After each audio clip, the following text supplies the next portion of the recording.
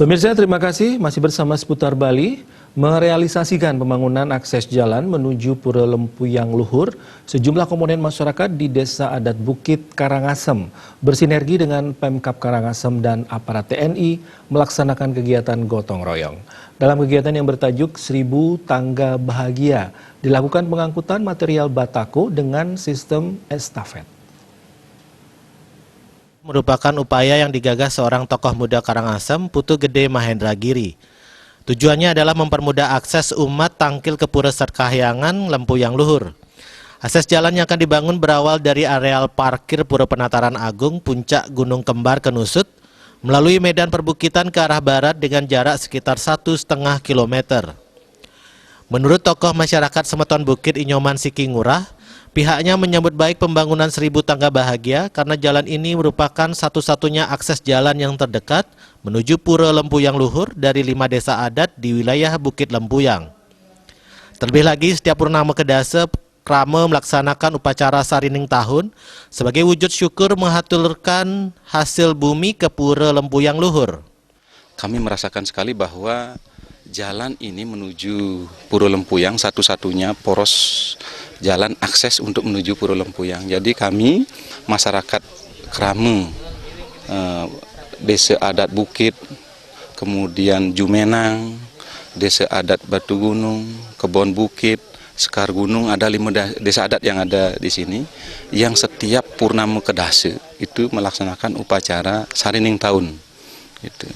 Nah, ini lagi 2 purnama ya, Jero Mangku. Nah, kita berharap memang ini bisa diwujudkan, nah sehingga nanti akses utama umat itu tidak hanya Krama Bukit, itu umat yang akan ke Lempuyang bisa melalui akses ini. Saya perwakilan dari Muda-Mudi Seraya Barat, Niki, saya mengucapkan terima kasih banyak atas antusiasnya yang luar biasa sekali dari Bapak TNI, kemudian Bapak pemerintahan juga ada perwakilan. Kemudian saya di sini mengajak untuk pemuda yang belum berpartisipasi ke sini, mari kita sarang-sarang gotong royong untuk mewujudkan impian kita seperti yang kita harapkan. Yang kita sematkan adalah membangun 1000 tangga bahagia.